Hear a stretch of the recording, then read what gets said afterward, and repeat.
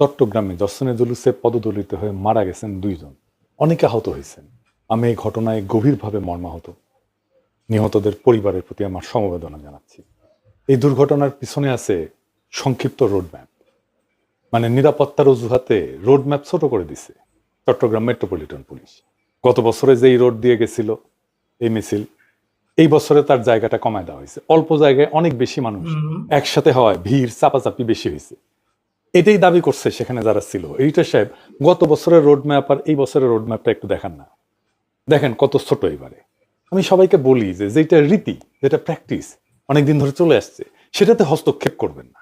এই রোডম্যাপ অনেক আগে থেকে তৈরি, অনেক মানুষের, অনেক মুরব্বীর বিবেচনা এটা তৈরি হয়েছে, অনেক দিনের প্র্যাকটিসের পরে তৈরি হয়েছে। এটা কয়েকজন পুলিশ অফিসার বদলাই দিতে পারে না। এই জায়গাটায় হাত দিয়েন না, অনেকবার বলি, রীতির মধ্যে হাত দিয়েন না। যাই হোক, এর মধ্যে ঘটছে আর এক ঘটনা। কি সেই ঘটনা? সকালে হাটহাজারী মাদ্রাসার সামনে দিয়া জসনে জুলুসের আসা গাড়ি লক্ষ্য করে পানি ছুঁড়ে মারার অভিযোগ ওঠে। এই ঘটনাকে কেন্দ্র করে সামাজিক যোগাযোগের মাধ্যমে মাদ্রাসাকে উদ্দেশ্য করে অশালীন পোস্ট দেয় এক যুবক। এই নিয়ে হাটহাজারী অঞ্চল রণক্ষেত্রে পরিণত হয়। ওই ছেলেকে গ্রেপ্তার করা হয়েছে, সে প্রকাশ্যে ক্ষমাও চাইছে। শোনেন। আসসালামু আলাইকুম। আমি ছোট মানুষ, আমার বয়স হচ্ছে 20 বছর।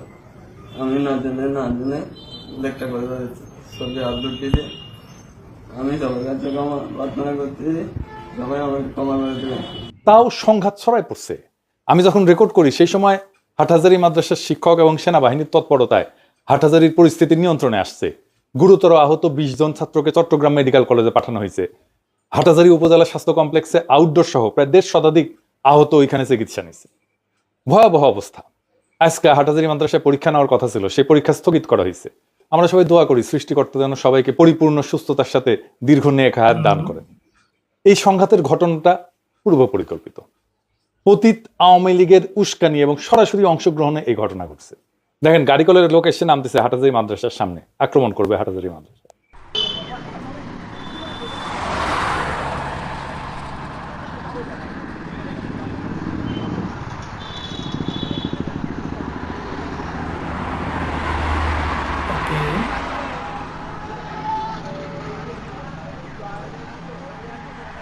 যদিও চট্টগ্রামের 2 পক্ষের মধ্যে ঐতিহাসিক দ্বন্দ্ব আছে, আমি সেটার বিস্তারিতে যাব না। তবে বিগত বাকশালী আমলে সুন্নি কমিউনিটির অনেকেই আওয়ামী লীগের সহযোগী ছিল, তাদের সুবিধাভোগী ছিল।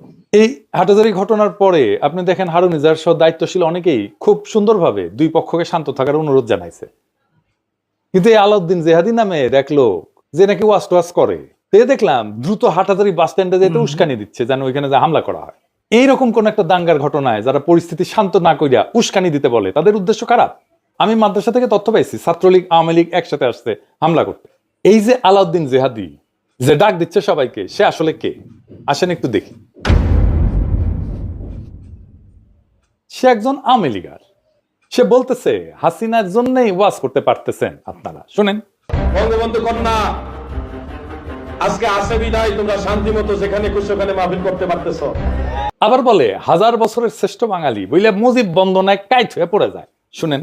1000 বছরের শ্রেষ্ঠ বাঙালি, বীর বাঙালি বঙ্গবন্ধু শেখ মুজিবুর রহমান, তিনিও কিন্তু সুন্নি ছিল, ওয়াহাবি না।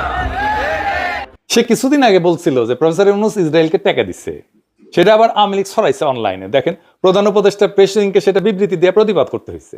আবার উল্টা নাকি সে নিজেই ইসরায়েলে গেছিল, যখন গাজায় হামলা চলতেছে তখন সে বলতেছে লাইভ করে আল-আকসার সামনে থেকে যে ইসরায়েলের সেনারা খুব হেল্পফুল, ভালো।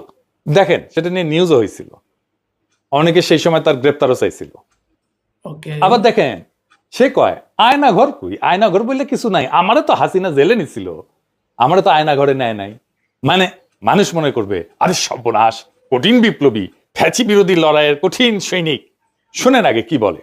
তারা বলে খালি আয়না ঘরে ঢুকাইছে।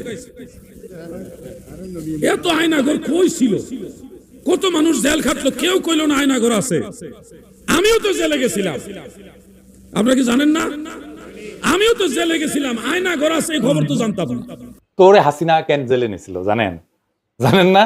আল্লামা শফি হুজুরের নামে কটূক্তি করেছিল, এই জন্য। দেখেন, মানে সে ঐতিহাসিক ভাবে হাটহাজারীর পিছনে লাগে আছে। এখন অবশ্য বিএনপি শেল্টার নিচ্ছে। দেখেন কি বলে বিএনপি নিয়ে। মানে বিএনপি আপনাদেরকে বলছি, ময়দান থেকে আওয়ামী লীগের সরাই এখন আপনাদেরকে থেকে সরানোর একটা পায়তারা চলতেছে, বিভিন্ন ষড়যন্ত্র চলতেছে আপনাদেরকে বিতর্কিত করার জন্য। সুন্নি কমিউনিটির ভাইদের বলবো, পতিত লীগের লেসপেন্সারদের খপ্পরে পড়েন না ভাইরা। আলাউদ্দিন জিয়াদির কার্যক্রম এভাবেই সামনে আসবে, আজ হোক কাল হোক, সে কে মানুষ জানতে পারবে। চট্টগ্রামের এবারের জশ্নে জুলুসে এনসিপি, জামাত, বিএনপি, আপ বাংলাদেশ সবাই অংশ নিছে। খুবই ভালো হয়েছে এটা, অনেক উৎসাহ উদ্দীপনা নিয়ে সবাই গেছে। আমরাও খুব তাকাইছিলাম যে এটা খুব ভালো একটা অনুষ্ঠান হইতেছে। তো সবার এইরকম একটা পদক্ষেপকে এড়ায় যায় হাটাজারিতে হামলা করা মানে অন্য কারো হয়ে কাজ করা। এই অন্য কেউটা কে?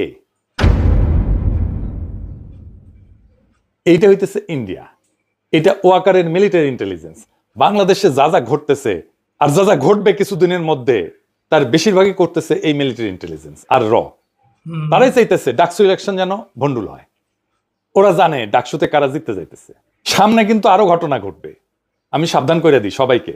সবাই খেয়াল রাখবেন, যেমন ঘটনা আগে কখনো ঘটে নাই এমন ঘটনা, কবর থেকে লাশ তুলে আগুনে পুড়ায় দেওয়ার মতো ঘটনা, এরকম ঘটনা বাংলাদেশে ঘটতেছে। সরকার বসে থেকে ঘুমায় আর আঙুল চুষে। স্থানীয় মুসলমানদের দিনের পর দিন প্রতিবাদ সেনাও কিছু করে না, সেজন্য এরকম ঘটনা ঘটতে পারে। চট্টগ্রাম ইউনিভার্সিটিতেও দেখলেন কি লঙ্কা কাণ্ড ঘটে গেল।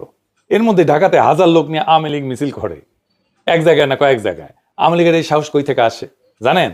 বিএনপি এই সাহস দেয়, সেই জন্যই মার্কা মারা আওয়ামী লীগেরা ডাকসুতে বিএনপিকে ভোট দেওয়ার জন্য ক্যাম্পেইন করে। দেখেন, আবার আসিফ বলতেছে যে যারা ডিসেম্বরে নির্বাচন চাইছিল তারাই নির্বাচন পেছানোর ষড়যন্ত্র করতেছে। দেখছেন, বাংলাদেশের এই অনিশ্চিত অবস্থার জন্য প্রফেসর ইউনূসের সরকারের যথেষ্ট দায় আছে। বিপুল জনসমর্থন নিয়ে ক্ষমতায় আসছিল, 1 বছরের মধ্যে সে তার মূলধন পর্যন্ত সে খায়া বসে আছে।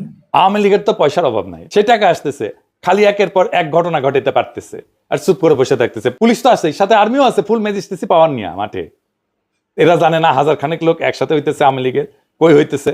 এদের ইন্টেলিজেন্স নেটওয়ার্ক কি এতই দুর্বল? এই এত দুর্বল হইলে ইলেকশন করবে কিভাবে? আর ধরবে কি? ওয়াকারি তো প্রোটেকশন দেয় আওয়ামী লীগের মিছিলকে, যে ধরা যাবে না, সেজন্যই করতে পারে আওয়ামী লীগের মিছিল। প্রফেসর ইউনূস এখনো পরিস্থিতি সামলাইতে পারে, কিন্তু বললে লাভ কি? বলে লাভ নেই, বললেও করবে না। তাও বলবো কি করা উচিত, ডাকসু ইলেকশনটা পার হোক। অনেক কিছু নির্ভর করতেছে এই ইলেকশনের উপরে। আমি আপনাদের হতাশ করতে চাই না, এটা মনে রেখেন। আমরা এটা ভুলে যাই না যে বাংলাদেশ কখনো ভীরুদের দেশে পরিণত হয়নি।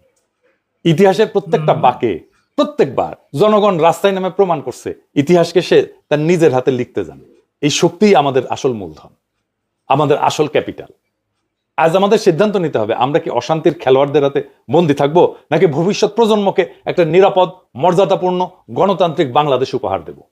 স্মরণে রাখেন, আমাদের ঐক্যেই কিন্তু তাদের ভয়, আমাদের শৃঙ্খলাই তাদের ষড়যন্ত্রের শেষ। আমাদের সাহসী বাংলাদেশের আগামী দিনের আলো। ইনকিলাব জিন্দাবাদ।